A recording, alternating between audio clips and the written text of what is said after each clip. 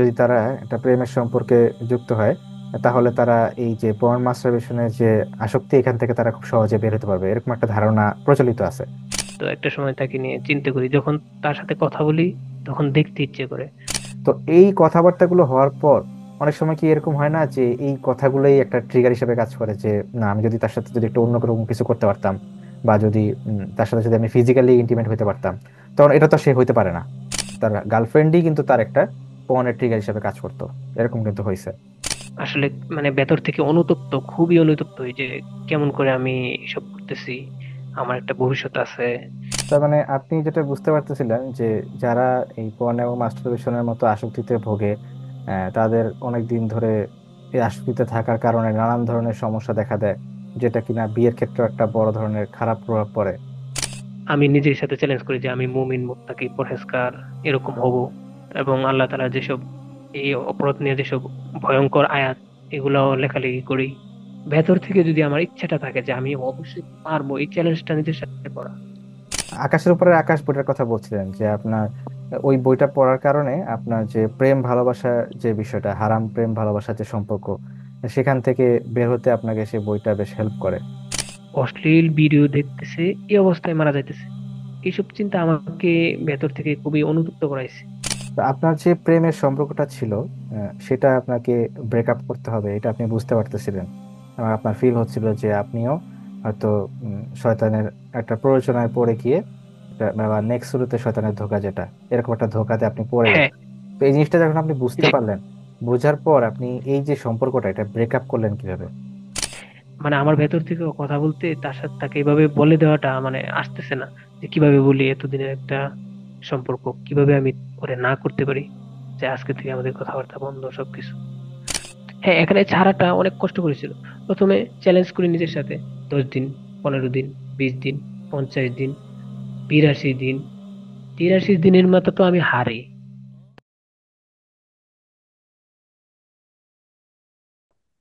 আসসালামু আলাইকুম, প্রিয় ভাই বোনেরা, আশা করি আপনারা ভালো আছেন। এখন আমরা জানি যে ফেব্রুয়ারি মাস চলছে, এবং এই মাসটিকে কেন্দ্র করে যে ভ্যালেন্টাইন্স ডে এবং যে প্রেম ভালোবাসার যে বিষয়গুলো, এগুলোর একটা জোয়ার আমরা দেখতে পাই। অ্যাট দ্য সেম টাইম আমাদের সমাজে আমরা জানি যে পর্ন মাস্টারবেশনের মতো যে অ্যাডিকশন গুলো, এগুলো অনেক বেশি ছড়িয়ে গিয়েছে। আজকে প্রতিবারের মতোই আমাদের সাথে একজন ভাই যুক্ত আছেন, যিনি হারাম প্রেম ভালোবাসার পাশাপাশি পর্নোগ্রাফি আসক্তি থেকেও পুরোপুরি বের হয়ে এসেছেন। আজকে আমরা ভাইয়ের মুখেই তার গল্প শুনবো ইনশাল্লাহ। তো কথা না বাড়িয়ে আমরা ভাইয়ের কাছে ফিরে যাচ্ছি। তো আসসালামু আলাইকুম, ভাই, আপনি কেমন আছেন? ওয়ালাইকুম সালাম রহমতুল্লাহ বরকাত। জি স্যার, ভালো আছি আলহামদুলিল্লাহ। তো ভাই, আপনি কিসে পড়াশোনা করেছেন এবং এখন কি করছেন? জি, আমি sir diploma in engineering course করছি। এখন আমি একটা বেসরকারি প্রতিষ্ঠানে জব করতেছি। আচ্ছা, আলহামদুলিল্লাহ। তো ভাই, আপনি তো এক সময় হারাম ভালোবাসায় জড়িত ছিলেন, এবং এর পাশাপাশি আপনার পর্ন মাস্টারবেশনের যে আসক্তি সেটাও ছিল। তো আপনার এই যে অবস্থাটা, এটা কিভাবে হলো, যে আপনি কিভাবে এই যে হারাম এই বিষয়গুলোতে আপনি কিভাবে জড়ালেন এবং কিভাবে আসক্ত হলেন, এই পুরো গল্পটা যদি আমাদের সাথে একটু শেয়ার করতেন। অ্যাডিক্টেড যে ব্যাপারটা, এটা অন্যের সহযোগী মানে বড় কোনো ভাই, এদের মাধ্যমে, ওদের সহযোগিতাতে আমি অ্যাডিক্টেড হই।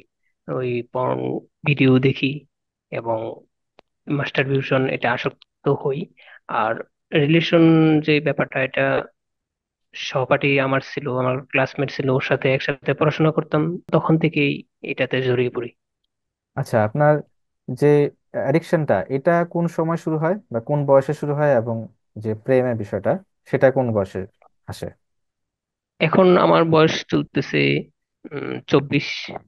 আর যখন আমি এডিক্টেড হই তখন আমার বয়স 15। আর রিলেশনের যে ব্যাপারটা, এটা হয় 20, যখন আমার বয়সটা 20-21 রানিং তখন। আচ্ছা, তার মানে তখন আপনি হয়তো কলেজে পড়েন, রাইট? রাইট, জি। কলেজে পড়াশোনা করে। আর অ্যাডিকশনের বিষয়টা স্কুলে পড়ার সময় শুরু হয়েছিল?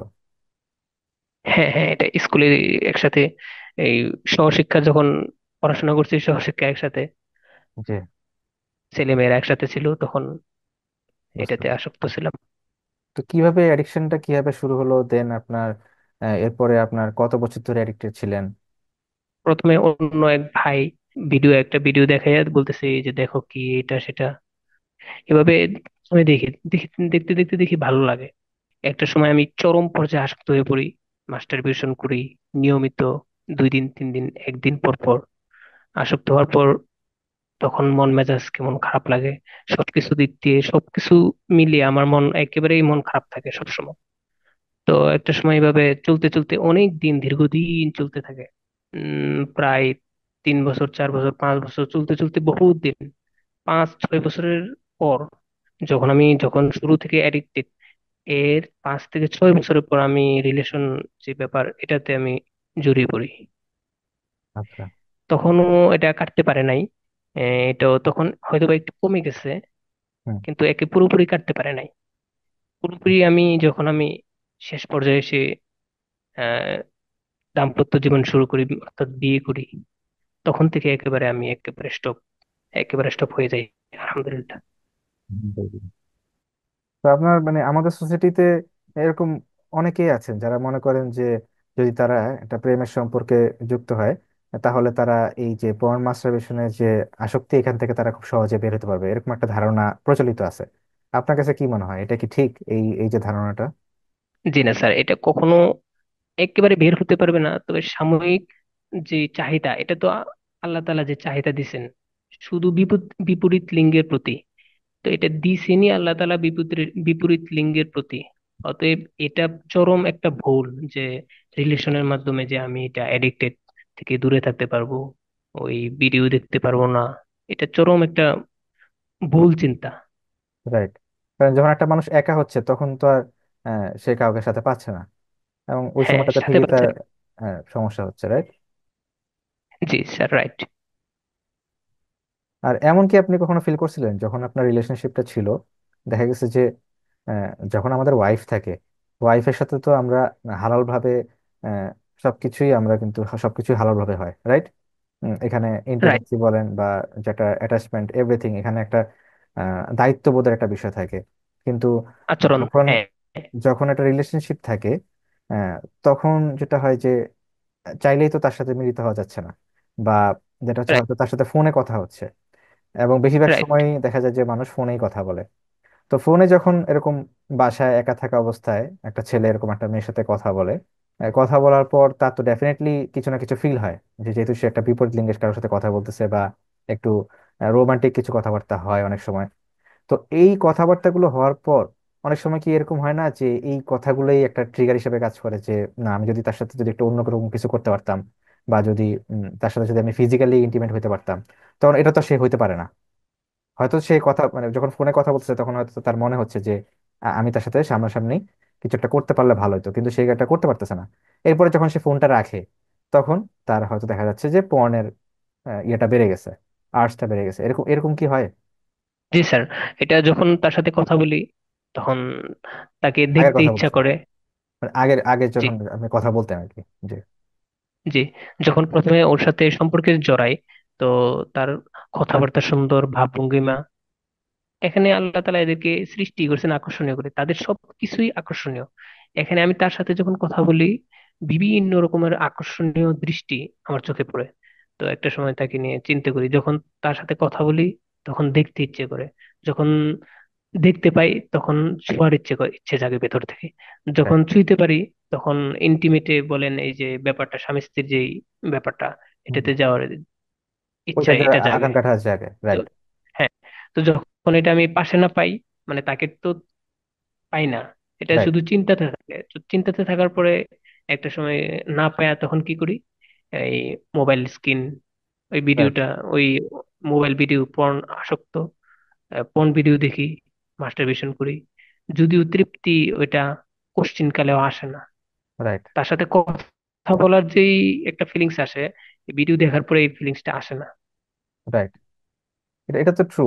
কিন্তু মানে যখন একটা মানুষ এরকম প্রেমের সম্পর্কে থাকে, তখন তার এই যে তার যে গার্লফ্রেন্ডের সাথে যে কথা বলাগুলা, বা যখন দেখা হচ্ছে, জাস্ট মানে হালকা পাতলা হয়তো সে টাচ করলো, কিন্তু সে অ্যাকচুয়ালি তার যেটা করার ইচ্ছা ছিল সেটা সে করতে পারলো না।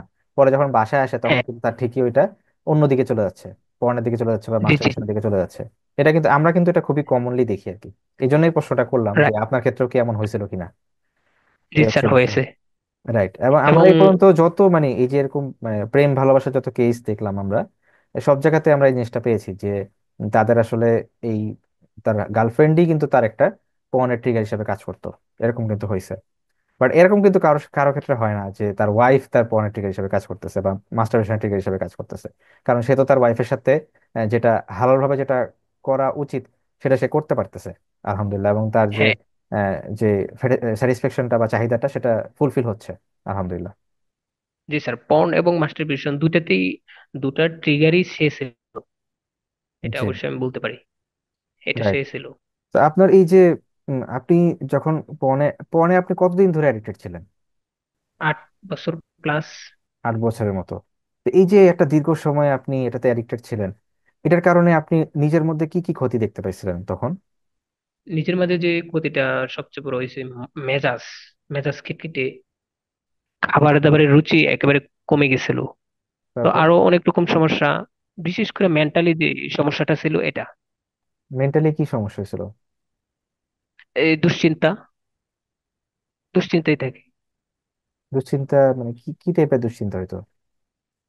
ওই আপনার অ্যাডিক্টেড, যখনই এটাই সবচেয়ে বেশি মাথাতে কাজ করতো। যদি কাউরে পাইতাম, কাছে পাইতাম, এভাবে ইন্টিমেটে যেতে পারতাম, এভাবে, এগুলা মাথার মধ্যে ঘোরাফেরা করতো বেশি। কারণ আমি তো প্রচুর এডিক্টেড ছিলাম। আর আপনার যে প্রেমের সম্পর্কটা ছিল সেটা কত বছর ছিল? এটা 4 বছর থেকে একটু কম। আপনার যে এই আসক্তি এবং আপনার যে প্রেমের সম্পর্ক, এই দুইটা থেকে আপনি কিভাবে মুক্ত হলেন?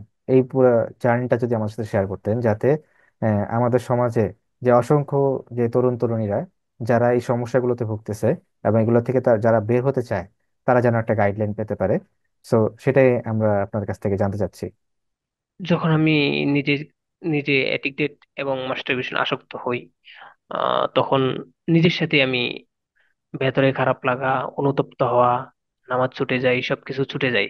তখন নিজের সাথে একটা চ্যালেঞ্জ করি যে আসলে, মানে ভেতর থেকে অনুতপ্ত, খুবই অনুতপ্ত হই যে কেমন করে আমি এসব করতেছি, আমার একটা ভবিষ্যৎ আছে। তখনই আমি সহযোগী চাই। সহযোগী হিসেবে লজ্জার জন্য কাউরে কিছু বলতে পারি না।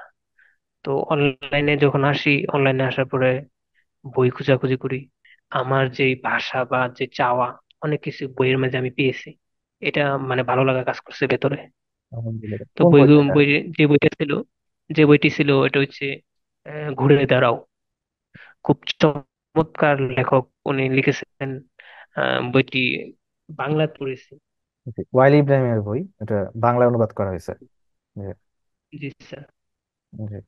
এবং এরপর যে বইটি, এটা পড়ার পরে আমি বিভিন্ন টিপস গুলা, যে বইয়ের ভিতরেই টিপস গুলা চমৎকার ভাবে সাজানো, তা আমি টিপস গুলা আমি একেবারে ডায়েরি করে ফেলি। যে আল্লাহর হুকুম পালনের জন্য, চিন্তামুক্ত থাকার জন্য, উত্তম জীবনসঙ্গী পাওয়ার জন্য একটা চ্যালেঞ্জ করে ফেলি নিজের সাথে। অশ্লীলতা, বেহায়াপনা, এগুলা জাতির জন্য যেমন ধ্বংসাত্মক, সমাজের জন্য, পরিবারের জন্য, সবকিছুর জন্য ধ্বংসাত্মক। এভাবে আমি নিজের সাথে চ্যালেঞ্জ করি যে আমি মুমিন, মুত্তাকি, পরহেজগার এরকম হব। এবং আল্লাহ তাআলা যেসব এই অপরাধ নিয়ে যেসব ভয়ঙ্কর আয়াত, এগুলাও লেখালেখি করি। কোনো অবস্থায় জানি না জানি মৃত্যু হয়। এভাবে আমার জন্য যেভাবে জান্নাতকে সাজানো হয়েছে, এগুলো নিয়ে, এইসব হাদিস নিয়েও আমি চিন্তা ভাবনা করি। মাঝে মাঝে এরকম একটা কাজ করতো যে কেন আমি দুনিয়াতে আসছি, কেন আল্লাহ তাআলা দুনিয়াতে পাঠাইছেন, এটা নিয়ে চিন্তা করতাম। তো যখন বইয়ের টিপস গুলো আমি পড়ি, সুন্দর করে পড়ার পরে টিপস গুলা লিখে ফেলি। লিখে ফেলার পরে আমি এগুলা ফলো করি। জি। 2 দিন 3 দিন পর ফলো করি। ফলো করে এবং পর্নোগ্রাফি ইফেক্ট নিয়ে পড়াশোনা করি, বিভিন্ন বই পড়ি।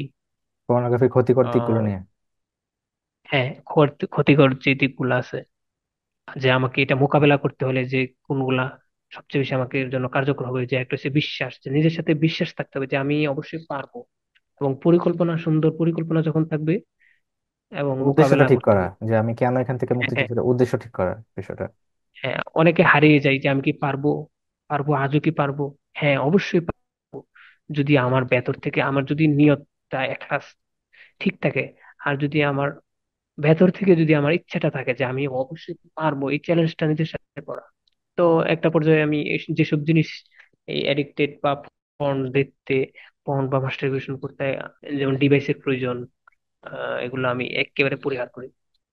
তারপরে এটা যে খাবার দাবারের যে বাছ বিচার আছে, চিনিযুক্ত খাবার যেগুলো আমাকে বেশি জাগাবে, উত্তেজিত করবে, এগুলো নিয়েও আমি এগুলো একটু এড়িয়ে চলি। এর সাথে বেশি বেশি বইয়ের মধ্যে যেগুলো পাইছি, আম, দান সৎকার করি। আর বিশেষ করে এটা আমি প্রমাণ, এটা আমি নিজেতেই পড়ার সাথে সাথে আমি যখন এটা করছি তখন ফল পেয়েছি। কেমন, যখন দান করি তখন যে অক্সিটোসিন যে হরমোনটা, এটা যে বেড়ে যায়, এটা আমি পাইছি যে দুশ্চিন্তা কমে, ভালো ঘুম হয়, আরো অনেকগুলা যে বলা আছে, চাহিদা কমে, দান করলে ভেতরে যে একটা ভালো লাগা এটা কাজ করে। এরপর যারা বন্ধু বান্ধব আছে এদের সাথে কুশল বিনিময় করি, ভালোভাবে কথাবার্তা বলি, ভাবে ভালো স্মৃতি মনে করি। এরপর খেলাধুলা করি, ব্যায়াম করি। খেলাধুলাতে এগুলা বইয়ে পাই, দলবদ্ধ ভাবে ওই খেলাধুলা করি। সকাল সকাল ঘুম থেকে চেষ্টা করি উঠতে। আর সকালে অনেক সময় সকালেও এটা জাগতো, পর্ন অথবা মাস্টারবেশন করাটা, দেখা, ভিডিও দেখা আর মাস্টারবেশন করাটা সকালেও জাগতো। তো এটা একটা ভুল ছিল, প্রথমে ছোট ছিলাম, যার কারণে সাহায্যের জন্য কারো বিশ্বস্ত কারো কাছে বলতে পারি নাই কোনো কিছু। একটা সময় বই পড়তে পড়তে যে পাইছি যে, মানে এখানেই পাইছি, বইয়েই পাইছি যে আমি বইয়ের সাথেই কথা বলতে হবে আমার। যে হুম, দেখি, বইয়েই দেখি যে আমার সমস্যাটা, বইয়ে দেখি আমার সমস্যার যে দূর দূর হবে যে উপায়গুলা বইয়েই পাই। তখন কথা বলাটা আমার বইয়ের সাথে হয়। হুম, তো যখন বইয়ের সাথে হয় তখন এসব এডিক্টেড, ফোন এডিক্টেড এবং মাস্টারবেশন, তো প্রথমে যে বলে ফেলছি যে ঘুরে দাঁড়াও বইটি পড়ি। তারপর হুম, মুক্তি সম্ভব, এই বইটি পড়ে ফেলি। তারপর একটা বই আছে, পর্ন নিয়ে একটা লেখা বই আছে, ওই বইটা পড়ি। তারপর মুক্ত বাতাস খুঁজে, যে বইটি আমার ভেতর থেকে কি বলে, এটাই ছিল প্রত্যাবর্তনের, ফিরে আসার ইয়েটা, মূল। কারণ এখানে টেড বান্ডির যে ঘটনাটা আমাকে খুবই ইয়ে করছে, যে এত পৃথিবীর এত বড় একজন নরপিচার ছিল, সেই কাজ করতো, এটা আমাকে খুবই ইয়ে করছে, মানে খারাপ, ভেতরে অনুতপ্ত করাইছে কিভাবে মানুষ এরকম কাজ করতে পারে। হুম। এরপর সর্বশেষ যে ছিল আপনার আকাশের উপরে আকাশ। এই বইটি অবশ্যই আহ, ছিল ইয়ের জন্য, রিলেশন জনিত যে চেতেছিলাম এটা থেকে দূরে থাকার জন্য সবচেয়ে কার্যকরী হয়েছে আমার জন্য আকাশের উপরে, আকাশের উপরে আকাশ বইটি। রিলেশন জনিত ব্যাপার নিয়ে যখন আমি ভেতরে যখন অনুতপ্ত আসে, এই নিয়েও আমি বই পড়ি, যে আরিফ আজাদের লেখা বই আছে, আরো কি বই আছে, এগুলা পড়ি। শেষ পর্যায়ে আমাকে চমৎকার যে বইটি পাইছি এটা হচ্ছে আকাশের উপরে আকাশ। খুবই চমৎকার, মানে ওনারা লেখছেন, লেখকরা। তো এটাই আমাকে ইয়ে করছে। আর যখন আমি এডিক্টেড ছিলাম তখন অনলাইনে যখন আসি তখন শুধু ওই ক্লিপ, ছোট ছোট ক্লিপ পাই, লেখা পাই, আকাশের উপরে আকাশ বই নিয়ে। তারপরে ঘুরে দাঁড়াও, মানে এইসব বই নিয়ে বিভিন্ন গ্রুপে অ্যাড হই, বিভিন্ন লেখালেখি পড়ি, অনলাইনে প্রচার করি। যখন আমি এডিক্ট ছিলাম তখন বইয়ের মধ্যে চমৎকার একটা ইয়া পেয়েছিলাম, যে কথা তো কাউকে বলতে পারি না, নিজেই একটা ডায়েরি করেছি। তো ডায়েরিতে চমৎকার পাইছি কি, ঘুরে দাঁড়াও বইয়ে পাইছি যে ডায়েরি সে এমন একটা ইয়া যে ওর সাথে কোনো মিথ্যা বলা যায় না বা মিথ্যা লেখা যায় না। ডায়েরিতে যা লেখা থাকে এটাই, এটা সত্যই লিখতে হয়, এবং এটা ভেতর থেকে মিথ্যা লেখার কোনো আগ্রহ জাগবে না। কেউ যদি ডায়েরির সাথে কথা বলে বা লেখে, এটা পাই, ওই বইয়ে পাই। আসলে যখন আমি এটা প্র্যাকটিক্যালি লিখতে শুরু করি তখন দেখি যে মিথ্যা আমি লিখতে পারি না। তখন ডায়েরি লেখা শুরু করি এই নিয়েও।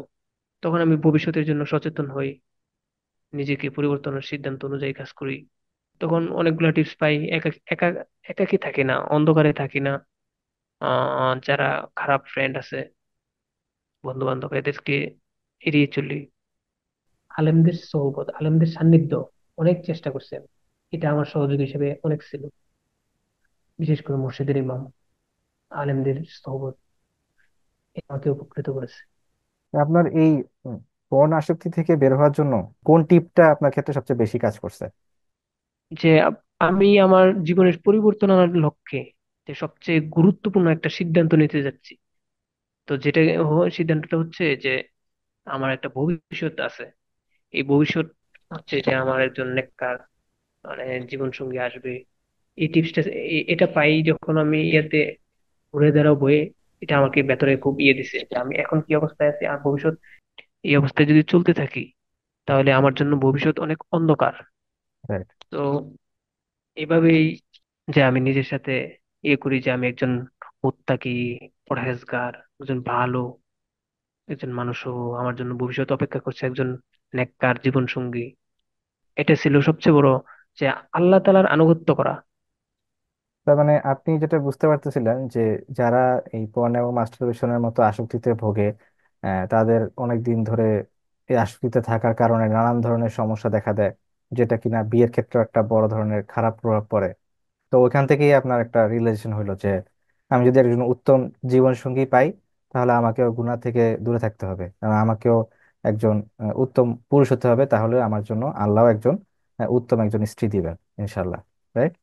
জি হ্যাঁ, জি রাইট, এটা তো আল্লাহ তাআলা বলেই দিয়েছেন কোরআনে যে আহ নেককারদের জন্য নেককার, দুশ্চরিত্র পুরুষদের জন্য দুশ্চরিত্র।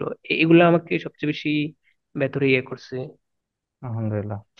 আকাশের উপরে আকাশ বইটার কথা বলছিলেন যে আপনার ওই বইটা পড়ার কারণে আপনার যে প্রেম ভালোবাসার যে বিষয়টা, হারাম প্রেম ভালোবাসার যে সম্পর্ক, সেখান থেকে বের হতে আপনাকে সেই বইটা বেশ হেল্প করে। তো এই ক্ষেত্রে বইয়ের কোন চ্যাপ্টারটা আপনি পড়ে খুব বেশি উপকৃত হয়েছিলেন? জি স্যার, এই বইটি প্রথম থেকেই খুবই সুন্দরভাবে খুবই লেখক খুবই মানে স্নেহের সাথে ভাই বোনদের জন্য লেখাগুলো লেখছেন। যে এরকম লেখাগুলো হচ্ছে এরকম যে যে ভাই তোমাদের হাতে ধরি, তোমরা কখনো এই সম্পর্ক হারাম না সম্পর্কে যাবে না। এটার বিস্তারিত যখন ভেতরে অধ্যাতে ঢুকি তখন পাই কেমন এখানে প্রমাণ সহকারে যে লিংক দেওয়া থাকে যে অমুক জায়গাতে যে রিলেশন হয়ে অমুক জায়গাতে এরকম ফাঁস লইছে, এরকম ভাবে আহ, নিজেকে শেষ করে ফেলছে, পালিয়ে গেছে, মেয়েকে নিয়ে পালিয়ে গেছে। এরপর আরো অনেক যে ইয়েগুলো আছে এগুলা মানে প্রমাণ সহকারে এই যে পত্রিকার সহকারে লেখক তুলে ধরছেন। তো এগুলা আমি যখন মাঝে মাঝে একটা দুইটা জাগতো যে আসলে দেখি, লিঙ্কে ঢুকে প্রবেশ করি, লিঙ্কে ঢুকে প্রবেশ করি, হ্যাঁ দেখি 18 সালে অমুক দিন অমুক তারিখে এরকম ঘটনা ঢাকাতে, রাজশাহীতে, চট্টগ্রামে এরকম বিভিন্ন ঘটনা, এগুলো সব আমাদের দেশেরই। তো এগুলা দেখতে দেখতে তখন আমার ভেতরে অনুতপ্ত আসে যে আমি না জানি আমি এরকম কোনো কিছু করে ফেলি, কখন না জানি কি হয়। তো Right. শেষ পর্যায়ে এই অধ্যায়টা ছিল মূলত কৃতদাস। আচ্ছা। এই অধ্যায়টা এরকম ছিল, এরকম ভাবে সাজানো যারা মনে করেন যে দিনী বোন দিনী ভাই এই সম্পর্কে আছেন, যে এই চিন্তা করতেছেন যে আমরা তো দিনী সম্পর্ক, ভাই বোনের সম্পর্ক, দিনী বোন দিনী ভাই, এটা হচ্ছে যে শয়তানের পক্ষ থেকে নেক্সট শুরুতে একটা ধোঁকা। ওই চমৎকার একটা ধোঁকা কেমন, তখন আপনাকে শয়তান তার দিকে ভালো ভালো উপদেশ দেওয়া হবে, ওর কাছ থেকেও শয়তান ভালো ভালো উপদেশ দেওয়া হবে, কিন্তু এর শেষ পরিণতিটা কি হবে এটা শয়তানি ভালো জানে।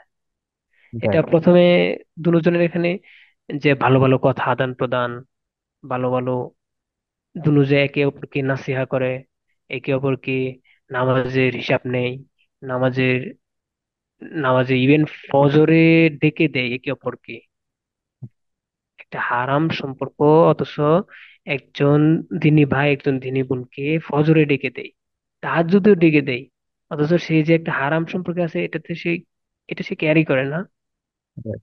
তাই বলে যে এই সম্পর্কটা এটা প্রথমে তাকে নেক্সট হতে ধোকা, কিন্তু এর শেষ পরিণতিটা কি হয়, তাকে দেখতে ইচ্ছে করে, তাকে রাইট। ছুঁয়ার ইচ্ছে জাগে, তার কাছে যেতে ইচ্ছে জাগে, এরপর যে স্বামী স্ত্রীর যে আচরণটা থাকে ওইটাতে যাওয়ার ইচ্ছা জাগে। রাইট।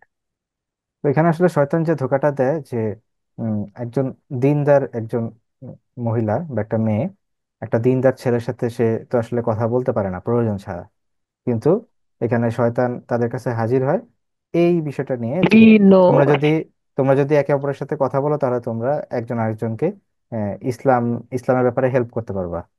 এরকম রাইট একটা রাইট স্যার। ভালো একটা মোড়কে জিনিসটা উপস্থাপন করে। তখন তারা জি। প্রথম প্রথম হয়তো ইসলাম নিয়েই কথা বলতে থাকে, কিন্তু জিনিসটা আর ইসলামের মধ্যে সীমাবদ্ধ থাকে না। একসময় তারা হ্যাঁ। দেখা করতে চায় এবং এরপরে জিনিসটা অন্যদিকে আল্লাহর নাফরমানি এবং সীমা লঙ্ঘনের দিকে এগিয়ে যায়। তো এই জিনিসটা আপনি ওই এগিয়ে যায়, চ্যাপ্টার রাইট। থেকে বুঝতে পারছেন আমার যেটা মনে হচ্ছে। রাইট। একেবারে। আলহামদুলিল্লাহ। জি স্যার, রাইট। জি। ওই বললাম যে প্রথমে ইনবক্সে ভালো ভালো উপদেশ, একটা পর্যায়ে ছবি আদান প্রদান, একটা পর্যায়ে একেবারে শেষ অবস্থায় যেটা আল্লাহ তাআলা যে নাফরমান, যে হুম, জিনার কাছাকাছি আল্লাহ তাআলা নিষেধ করছেন। রাইট। কেন? এই জন্যই তো, যে আল্লাহ তাআলাই তো ভালো জানেন যে কখন কোন অবস্থায় আমার দ্বারা গুনাহ হয়ে যাবে। রাইট। আপনি যখন পর্ন মাস্টারবেশন থেকে বের হয়ে আসলেন, এরপরে আপনি নিজের মধ্যে কি কি উন্নতি দেখতে পারলেন?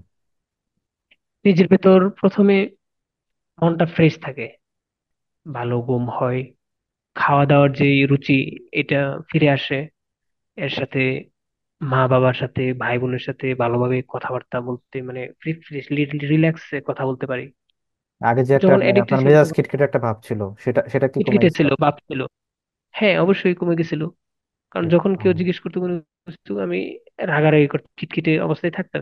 যখন আমি ফিরে আসি, তখন আমার সবকিছু মেন্টালি মন মেজাজ ভালো, কথাবার্তা তখন কেউ যদি রাগ রাগ রাগ মুহূর্তে যদি কিছু কথাবার্তা বলে, ওইটাও আমি সহ্য করার মতো নেওয়ার পাইছি। কারণ আমি তো এখন আর ফিরে এসেছি, আমার মাইন্ডই মানে যেমন সেট আপ হয়ে গেছে।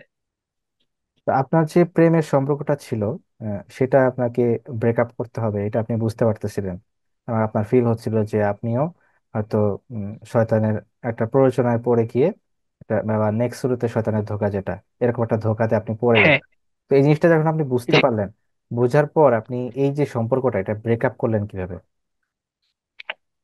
এটা ওই যে কৃতদাস অধ্যায়টি বললাম, যে এখানে অধ্যায়ের মূল যে কথাগুলো ছিল, যে আমি কে, তার তো ভাই আছে, তার বাবা আছে, তার বড় তাদের মাহারাম, তাদের পুরুষ আছে, ওরা তাদেরকে গাইড করবে, নিষেধ করবে, সবকিছু দেখাশোনা করবে। আমি কে?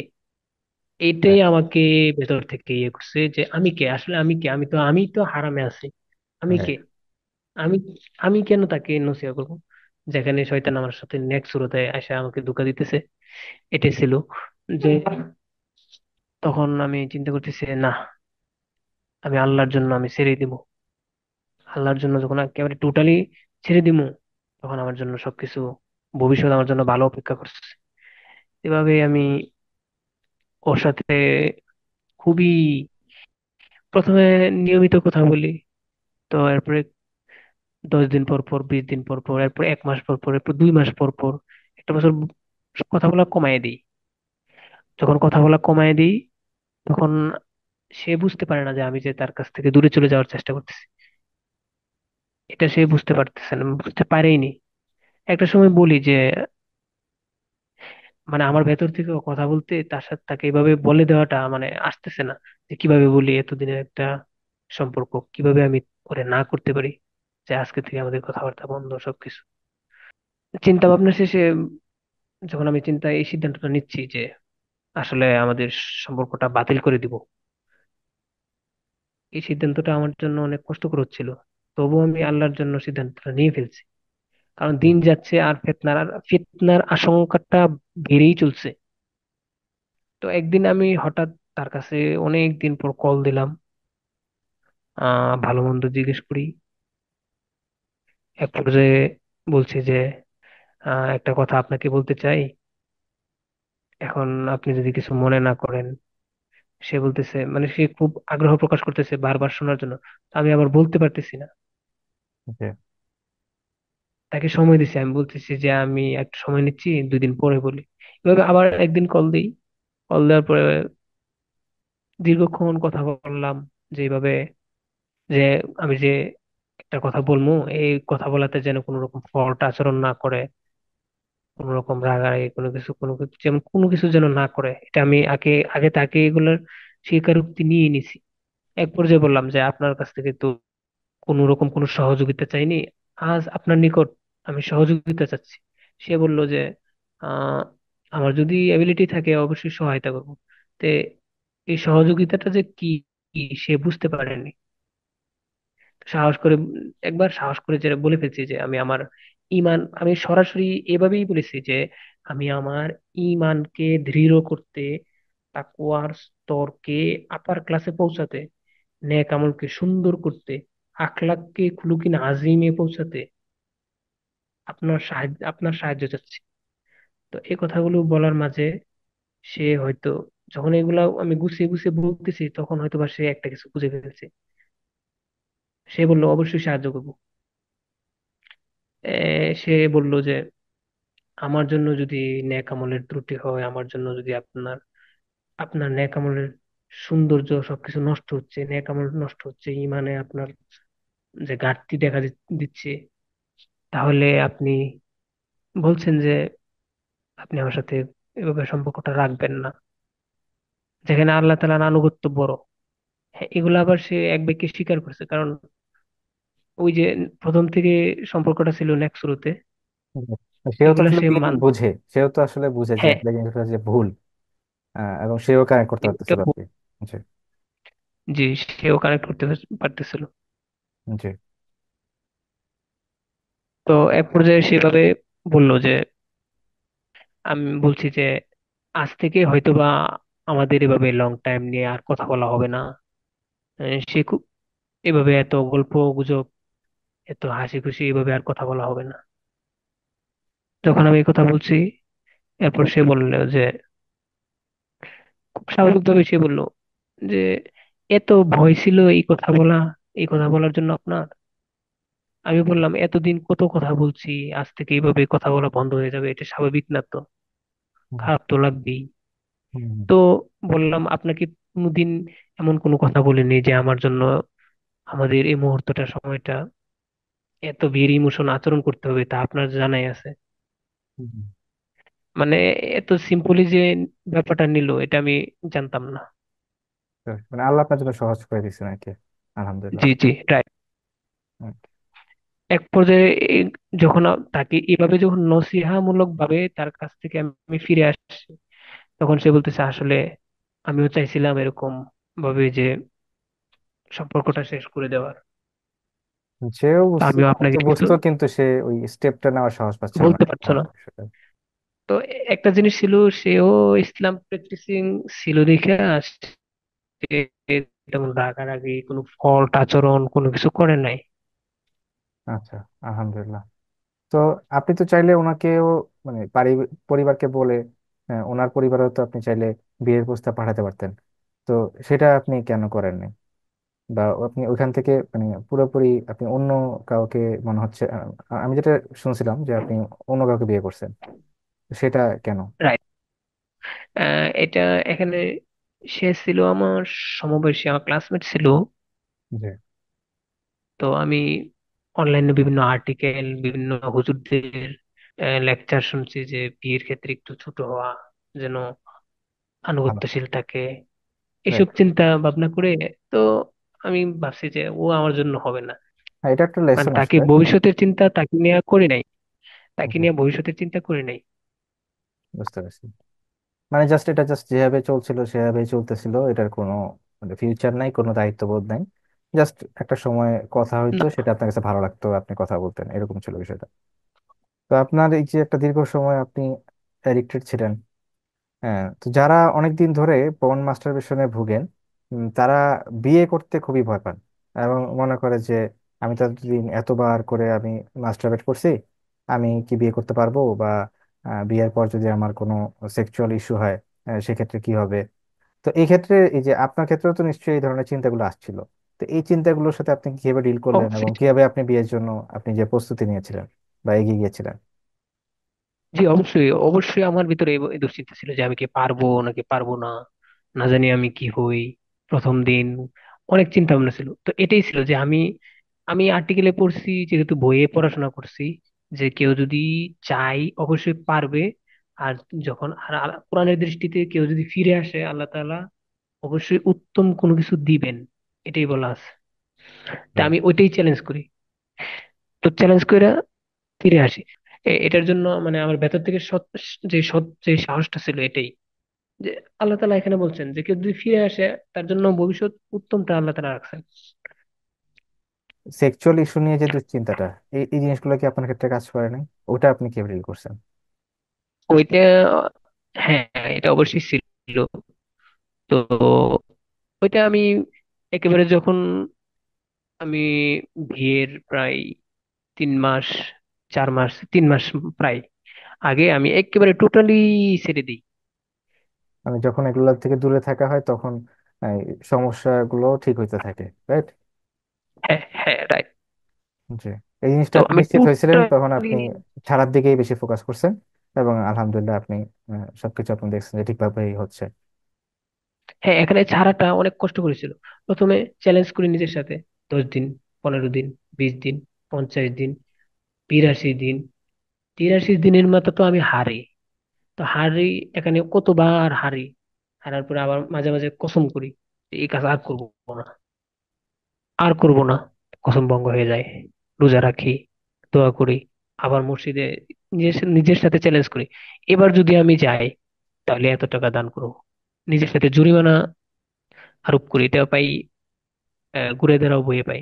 নিজের সাথে জরিমানা করি যে 100 টাকা দিয়ে দিব আজকে মসজিদে, আজকে যদি আমি যাই, কালকে যদি যাই এত টাকা দিয়ে দিব। মানে এগুলা ছিল আমার মানে এগুলা আমাকে ইয়ে করছে। হেল্প করছে, তো আলহামদুলিল্লাহ। হ্যাঁ, হেল্প করছে।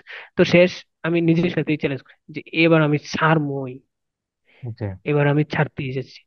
4-5 মাস পরে আমি টার্গেট যে বিয়ের জন্য প্রস্তুতি নিব। 3 মাস পরেই বিয়ে করে ফেলি। আপনি কি এখন মানে পর্ন মাস্টারবেশন এবং যে এই জিনা বা যে হারাম ভালোবাসা, এগুলোর বিরুদ্ধে কি কোনো কাজ করতেছেন কিনা? জি স্যার, এটা আমি এখন করতেছি। গত বছর করেছি, আগের বছর করেছি। আমার এলাকা ভিত্তিক যে আমাদের দিনী ভাই আছে এদের মাধ্যমে আহ, বিভিন্ন প্রতিষ্ঠানে যাই। তো প্রথমবার গিয়েছিলাম 4-5টা প্রতিষ্ঠানে গিয়ে আমাদের যে স্টুডেন্ট ভাই ভাই ব্রাদার আছে, বিশেষ করে 9-10 পরের ক্লাস, এদের হাতে লিফলেট তুলে দিই। আর যারা এলাকাতে আছে ভাই, এদের হাতে লিফলেট তুলে দিই। স্কুল প্রতিষ্ঠানের প্রধান শিক্ষকের হাতে তুলে দিই, ওনারা বিতরণ করে। এখনো এবছরও আমি চলমান ছিল। আমি অবশ্যই বাড়িতে ছিলাম না, তো আমি সর্বোচ্চ চেষ্টা করে সবার হাতে দিয়ে দিয়েছি।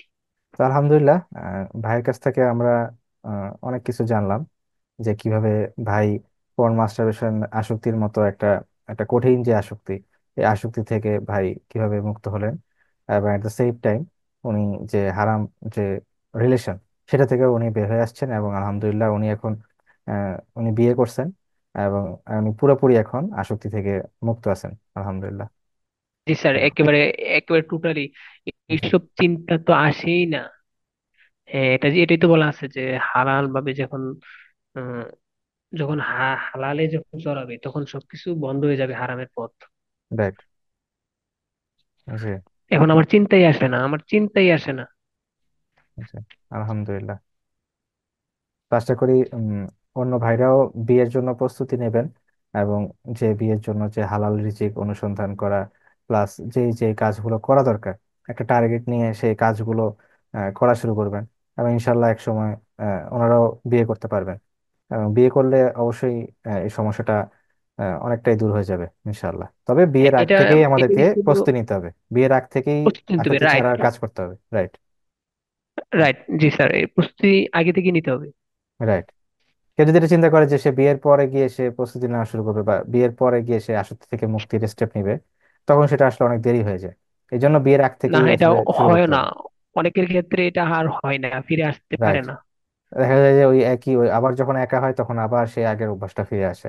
এই জন্য আগে থেকেই, বিয়ের আগ যখন থেকেই সে, একাকিত্বটাকে ম্যানেজ করা শিখতে হবে, তখন বিয়ের পরও সহজ হয়ে যাবে ইনশাল্লাহ। যে সাপোজ সে যখন জব করবে, একা থাকবে, দুরবস্থায় রাইট। থাকবে, তখন এগুলা জাগবে। রাইট। জাগে, এগুলা জাগে। আর যখন পুরাই ফিরে আসতে পারে তখন চিন্তাতেও আসবে না এগুলা। রাইট। তো আপনার এই যে ইয়াং জেনারেশন, এই জেনারেশনের উদ্দেশ্যে আপনার শেষ কিছু বলার আছে কিনা?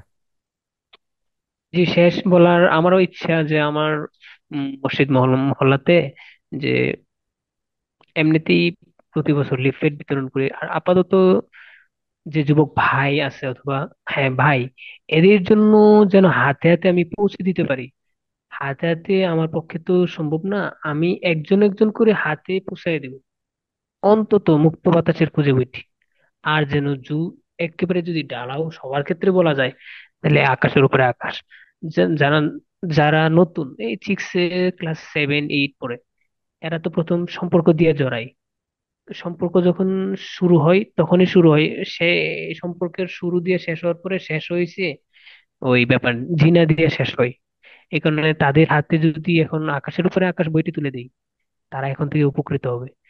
আশা করি ভাই ভালো থাকবেন, এবং আমাদের সবার জন্য দোয়া করবেন যেন আমরা আপনাদের নিয়ে আরো ভালো ভালো প্রোগ্রাম করতে পারি, এবং সামনে বিভিন্ন যে ইভেন্ট গুলো আছে সেগুলোকে কেন্দ্র করে আমরা নানান ধরনের সচেতনতামূলক যে আয়োজন এগুলো করতে পারি, যাতে আমাদের সমাজের তরুণ তরুণী যারা আছে তারা যেন সতর্ক হয়, এবং তারা এই যে খারাপ বিষয়গুলো আছে বা হারাম বিষয়গুলো আছে এগুলোর ব্যাপারে সচেতন হয়, এবং এই ধ্বংসের পথ থেকে ফিরে আসে এবং হালালের পথে ফিরে আসে, যে পথে আলটিমেটলি তারা জান্নাতে যেতে পারবে ইনশাল্লাহ। তো আজকে আমরা আমাদের আলোচনাটি এখানে শেষ করছি। সবাই ভালো থাকবেন। আর যারা আমাদের ইউটিউব চ্যানেলে সাবস্ক্রাইব করেনি তারা সাবস্ক্রাইব করে রাখতে পারেন। ইনশাল্লাহ আমরা এই ধরনের ভিডিও প্রায়ই করব, যেখানে আমরা নানা ধরনের গেস্টদেরকে নিয়ে আসবো। শুধুমাত্র যে এখানে জি স্যার। যারা অ্যাডিক্টেড বা যারা অ্যাডিকশন থেকে বেরিয়েছে শুধু যে তারাই আসবেন এমন না। এখানে আমরা বিভিন্ন সময় বিভিন্ন এক্সপার্টদেরকেও নিয়ে নিয়ে আসি। এবং লাস্ট টাইম আমরা একজন যৌন রোগে বিশেষজ্ঞ এবং মানসিক রোগে বিশেষজ্ঞ একজন ডাক্তারকে নিয়ে এসেছিলাম। তারপর আমরা আলেমকেও নিয়ে এসেছিলাম। তো সামনেও আমাদের এরকম বিভিন্ন যারা এক্সপার্ট তারা আসতে থাকবেন, এবং বিভিন্ন ফিল্ডে কথা বলবেন ইনশাল্লাহ, যেগুলো আমাদের সমাজের তরুণ তরুণী এবং সবার জন্যই বেশ উপকারী হবে আর কি, যে টপিকগুলো। এবং বিশেষ করে মুক্তি সম্ভব বইয়ের লেখক আপনি। আমি অনেক দোয়া করছি আপনার জন্য, এবং ওই বই যারা লিখছে যুবক জি, যুবতীদেরকে উদ্দেশ্য করে, টার্গেট করে এদের জন্য দোয়া করছি। কারণ আলহামদুলিল্লাহ। এই নীরব যে ঘাতক, নীরব যে ঘাতক ব্যাধিতে পরিণত হয়েছে, এটা থামানোর জন্য এটা নীরবে ওই ধ্বংস, একেবারে সব এই যুব সমাজকে ধ্বংস করে দিতেছে। তো এটার বিরুদ্ধে কথা বলার, সামনে একেবারে ওপেনলি কাজ করার কোনো মানুষ আজকে আমাদের সমাজে নাই। না, রাইট। যার কারণে আজকে আমরা আসলে চেষ্টা যার করতেছি, কারণে আমরা অল্প কয়েকটা গ্রুপ চেষ্টা করতেছি, কিন্তু আলটিমেটলি এটা পূর্ণতা পাবে যখন আপনাদের মতো যে ভাইরা আছে যারা এই যে সোশ্যাল ওয়ার্ক গুলো করতেছে এদের সংখ্যা যখন আরো বাড়তে থাকবে, তখনই আসলে এই কাজগুলো পূর্ণতা পাবে ইনশাল্লাহ। জি ইনশাআল্লাহ তাআলা। ইনশাল্লাহ। তো ভালো থাকবেন ভাই। আপনাকে অসংখ্য ধন্যবাদ। জাজাকাল্লাহ খাইরান। আমাদের সাথে একটা ভালো একটা সময় আপনি দিলেন। আশা করি আমাদের এই আলোচনা থেকে অনেক ভাই বোনেরা উপকৃত হবেন। সবাই ভালো থাকবেন। আসসালামু আলাইকুম ওয়া রাহমাতুল্লাহি ওয়া বারাকাতুহু।